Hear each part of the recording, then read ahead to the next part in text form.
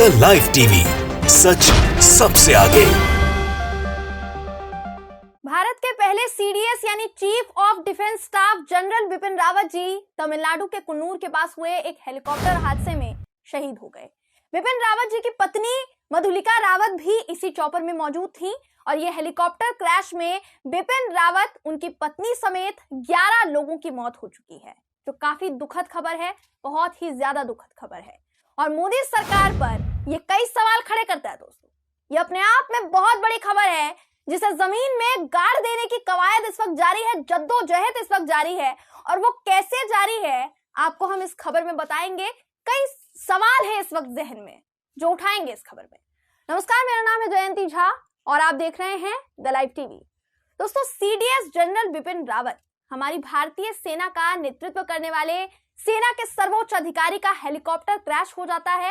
इस helicopter crash में उनकी और उनकी पत्नी की मृत्यु हो जाती है, 11 लोगों की मृत्यु हो जाती है और इसे कॉन्डोलेंसेस शब्द के तहत दबाने की भरपूर कोशिश की जाती है, जमीन में गाड़ देने की भरपूर कोशिश की जाती है। हम भी उनके परिवार के प्रति संवेदना व्यक्त करते हैं, लेकिन सवाल ये है कि कोई इस सरकार से सवाल क्यों नहीं कर रहा है। दोस्तों, रक्षा मंत्रालय से इतनी भारी चूक कैसे हो जाती है, यह अपने आप में बहुत बड़ा सवाल है। सेना के सर्वोच्च अधिकारी जनरल बिपिन रावत का हेलीकॉप्टर क्रैश हो जाता है, कैसे? रक्षा मंत्री राजनाथ सिंह बेशक इस मामले में सफाई देने वाले संसद में, लेकिन क्या वो इन सवालों का जवाब देंगे जो अभी हम इस खबर में उठाने वाले हैं। दोस्तों, एक एक करके वो सभी सवाल उठाएंगे। तो जब से मोदी सरकार आई है, सत्ता में आई है, उसने कोई भी मुद्दा फीका पड़ने पर सेना के मुद्दे को सबसे आगे रखा, सर्वोच्च रखा और उसी के नाम पर वोट मांगे। इस मामले की बात करेंगे तो यह अभी तक का सबसे संजीदा मामला है, सबसे बड़ा मामला है। इस पर सवाल उठने जरूरी है क्योंकि देश इस वक्त जनरल बिपिन रावत जी को खो चुका है, जो हमारी भारतीय सेना का नेतृत्व कर रहे थे। ये सरकार पर काफी सवाल खड़े करता है दोस्तों।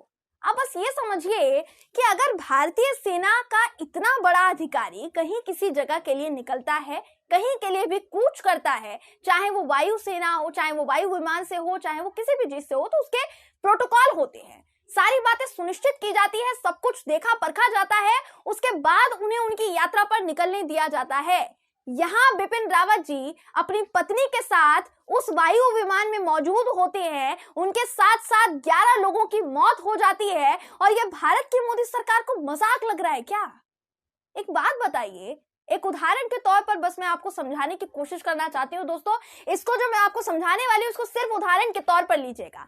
मान लीजिए कि हमारे देश के प्रधानमंत्री या फिर कोई मुख्यमंत्री, या चलिए मान लीजिए कि अमेरिका के प्रधानमंत्री किसी भी दूर दराज देश के प्रधानमंत्री या किसी मंत्री पद पर बैठे हुए व्यक्ति अगर निकलते हैं तो क्या उसका कोई प्रोटोकॉल नहीं होगा? क्या सुरक्षा के पुख्ता इंतजाम नहीं किए जाएंगे? क्या मोदी जी के प्लेन को उड़ान भरने से पहले मौसम से लेकर हर छोटी बात का ख्याल नहीं रखा जाएगा?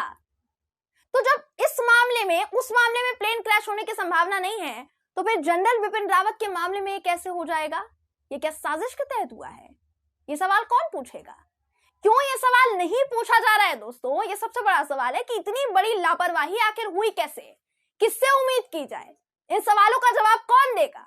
दोस्तों, जिस हेलीकॉप्टर में बिपिन रावत मौजूद थे वो हेलीकॉप्टर है MI-17, जो सबसे सुरक्षित हेलीकॉप्टरों में से एक माना जाता है। और इसी हेलीकॉप्टर से तमाम बड़े मंत्री, हमारे देश के प्रधानमंत्री जी नरेंद्र मोदी जी अक्सर सफर करते हैं। अब आप खुद अंदाजा लगाइए कि ये कितनी बड़ी लापरवाही है।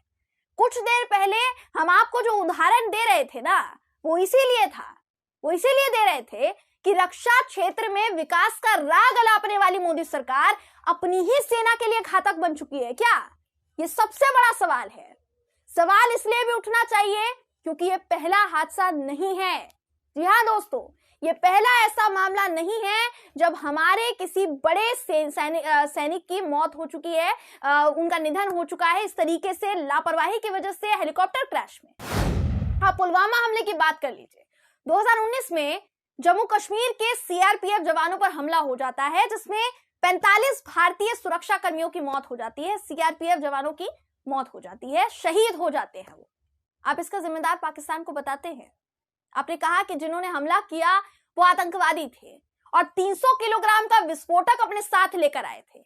लेकिन सवाल अभी भी यही है कि विस्फोटक पाकिस्तान से जुड़ा संगठन भारत में ले आता है, उसकी वजह से 45 सैनिक मारे जाते हैं, शहीद हो जाते हैं, और आपको कानों कान खबर नहीं होती। पुलवामा पर किसने सवाल पूछा? अब उम्मीद तो मीडिया से की नहीं जा सकती है, क्योंकि हमारा मीडिया तो बिल्कुल मर चुका है। उनसे सवाल पूछेंगे तो वो आपके सवालों को दबाने की भरपूर कोशिश करेंगे। हालांकि सवाल पूछना उनका काम है, मेनस्ट्रीम मीडिया का काम है कि वो सवाल पूछे, लेकिन उनकी जिम्मेदारी आप निभाएंगे ना दोस्तों, तो आपको निभाने नहीं दी जाएगी। हर मुद्दे को इसी तरीके से जमीन में गाड़ने की कोशिश की जाएगी, पूरी तरीके से जद्दोजहद की जाएगी, कोई सवाल नहीं पूछेगा। आप पठानकोट हमले की बात कर लीजिए, उस हमले में भी आतंकी देश की सीमा में घुस आए। मोदी जी ने वही राग अलापा कि कोई नहीं घुसा, किसी को आने नहीं दिया, उसमें भी हमारे जवान शहीद हुए। आतंकवादी अपनी मर्जी से घुस आए थे क्या? मर्जी से घुस आए थे या हमेशा ऐसे ही मर्जी से घुस आते हैं? इस हमले के बाद चीन ने हमला किया, उसमें हमारे 20 जवान शहीद हुए। तो कुल मिलाकर कहने का मतलब यही है दोस्तों कि सवाल आखिर कब पूछा जाएगा, समय क्या होगा सवाल पूछने का। इस देश के मोदी सरकार के पास जब कोई मुद्दा नहीं बचता, तो ये सिर्फ एक मुद्दे पर वोट हासिल करते हैं कि हमने हमारी सेना को बहुत मजबूत किया है, बहुत ज्यादा मजबूत किया है, और हमने सेना को जितनी सुविधाएं उपलब्ध करवाई हैं, चाहे वो वायु विमान से लेकर हथियारों तक हो या सेना के बुलेट प्रूफ जैकेट तक हो, सब पर इन्होंने एहसान जता दिया कि हमने दिए हैं, ये और किसी सरकार में नहीं हुआ है। कह तो बिल्कुल सही रहे हैं कि इनकी सरकार में देश ने अपने जितने जवानों को खोया दोस्तों, शायद पहले कभी नहीं हुआ होगा। लेकिन सवाल अगर ये पूछेंगे तो सर कलम कर दिया जाएगा। अगर हम सवाल पूछेंगे तो सर कलम कर दिया जाएगा, हमें बख्शा नहीं जाएगा, या मान लीजिए जान बख्श भी देंगे तो देशद्रोह का मुकदमा चला देंगे, यूएपीए लगा देंगे। यूएपीए इनका फेवरेट कानून हो गया है। दोस्तों मैं उम्मीद करती हूं कि आपको मोदी जी का वो बयान जरूर याद होगा जब उन्होंने पुलवामा हमले के ऊपर वोट मांगे थे। वो जो कह रहे थे, आपको डायरेक्ट उनका बयान भी सुना देते हैं, सुन लीजिए कि मोदी जी क्या कह रहे थे और किस तरीके से पुलवामा हमले के नाम पर वोट खसोट रहे थे। ये वीडियो देखिए। मैं मेरे फर्स्ट टाइम वोटर से कहना चाहता हूं कि आपका पहला वोट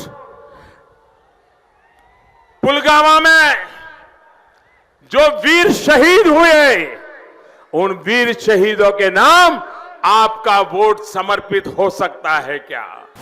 तो देश के प्रधानमंत्री पुलवामा में शहीद हुए जवानों के नाम पर वोट मांग रहे थे। इनकी नीचता पर तो जितना कहा जाए, जितना आप एक्सप्लेन करने की कोशिश करेंगे ना दोस्तों, उतना कम है, क्योंकि प्रधानमंत्री नरेंद्र मोदी जी पहले ही बहुत हदें पार कर चुके हैं।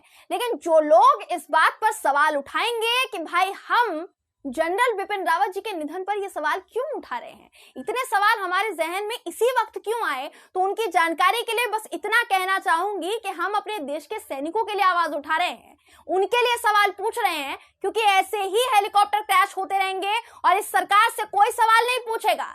सवाल पूछना जरूरी है, जो हमने पूछे उन सवालों का उठना जरूरी है। इस पर आप विचार जरूर कीजिएगा दोस्तों, क्योंकि इस वक्त ये मुद्दा बहुत ही ज्यादा गंभीर है। बहरहाल इस खबर पर आपकी राय क्या है, कमेंट करके जरूर बताइएगा। अगर आपको ये वीडियो पसंद आया हो तो वीडियो को लाइक और शेयर करना ना भूलें। फिर मुलाकात होगी आपसे किसी ऐसी ही खबर के साथ, तब तक के लिए नमस्कार। द लाइव टीवी, सच सबसे आगे।